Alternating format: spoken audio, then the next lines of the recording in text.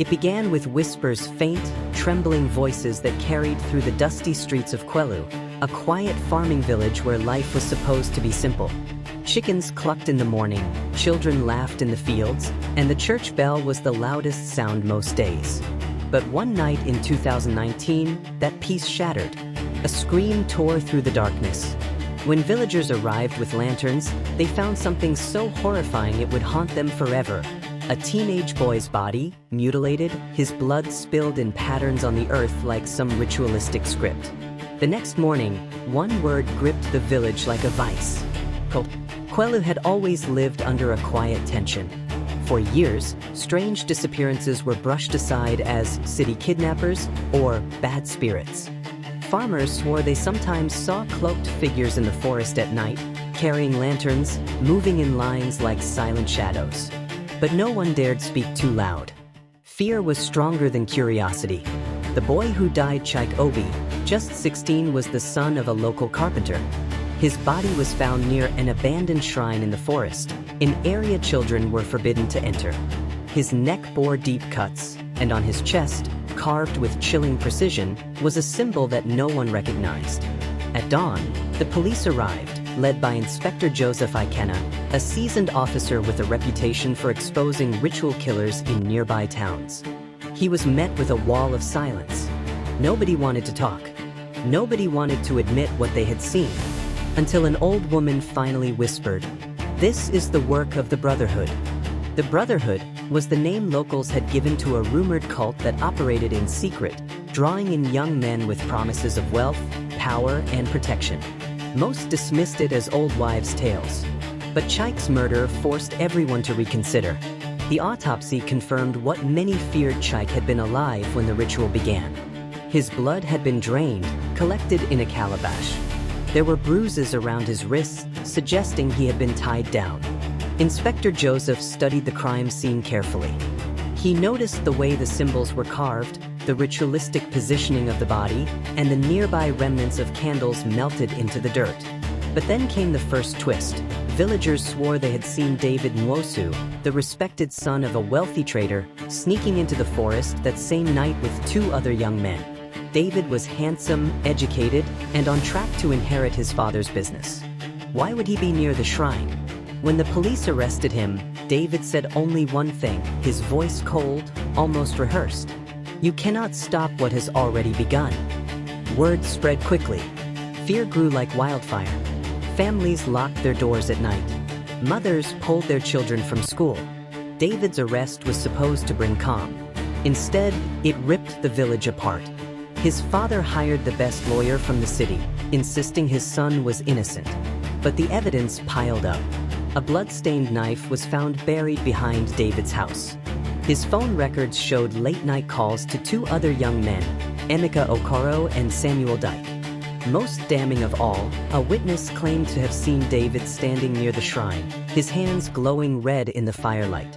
But as Inspector Joseph dug deeper, the inconsistencies became alarming. First, the knife. Yes, it had blood but not Chike's. It belonged to a goat, slaughtered weeks earlier. Second, the witness. Under pressure, he admitted he hadn't seen David clearly. It was dark and he only assumed it was him. Third, Emeka and Samuel? They were nowhere to be found. Both had vanished days before David's arrest. It was as if someone wanted David to take the fall. By the time the trial began, Kwelu was no longer a village of peace. Soldiers patrolled the streets. Church leaders preached about evil rising in the land. Families whispered about which household might secretly belong to the cult. The courthouse was packed. Journalists from the city swarmed, their cameras flashing. David sat in the dock, wearing a crisp white shirt, his expression calm but unreadable. The prosecutor painted him as a cold-blooded killer, the leader of a cult that demanded blood sacrifices. They presented photos of the shrine, the autopsy report, and testimonies from frightened villagers. But the defense struck back hard. They argued that David was a scapegoat framed by unseen forces. His lawyer demanded to know, why were Emeka and Samuel never arrested? Why was the so-called cult symbol never traced to any known secret society? And why did the police ignore reports that the village chief himself had been seen visiting the shrine weeks before the murder? Each revelation left the courtroom gasping. And then came the bombshell. A police informant revealed that Chike's father, the grieving carpenter, might have owed a huge debt to the village chief. Some whispered that the murder was never about cults at all, but a staged ritual killing to send a message.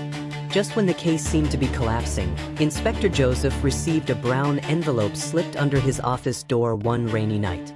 Inside was a single sheet of paper smeared with dirt. The Brotherhood is real. David is innocent. The true sacrifice is yet to come. Attached was a photograph. It showed a group of masked men in a circle, holding hands, with a new victim tied to a stake in the center. The victim's face was blurred, but the background looked unmistakably like the forest shrine. The date scrawled at the bottom sent shivers down Joseph's spine. It was tomorrow. News of the letter never reached the courtroom. The trial dragged on, with David's fate hanging in the balance. But outside, the village was paralyzed with terror. Who would be next? The police set up patrols near the forest, but villagers whispered that the Brotherhood had members inside the force itself. No one knew who to trust. Meanwhile, David's demeanor in court began to change. He started smiling at odd moments, humming under his breath, as if he knew something no one else did. Some swore he even winked at the judge. And then, one chilling evening, Emeka Okoro's body was found, hanging from a tree at the edge of the village, a rope digging into his neck, the same cult symbol carved onto his chest. If David was in custody, who killed Emeka? As the trial neared its climax, Inspector Joseph stared at the evidence board in his office, rain pounding against the windows. The envelope lay on his desk, its warning still fresh. The Brotherhood was not just a rumor. It was real, organized, and still operating. But the most chilling question remained unanswered. If David wasn't the leader, then who was? And how many more would die before the truth came out? If you want to uncover the shocking secrets in the next chapter of this case, make sure to subscribe to Dark Justice Files and turn on notifications. You won't want to miss what comes next.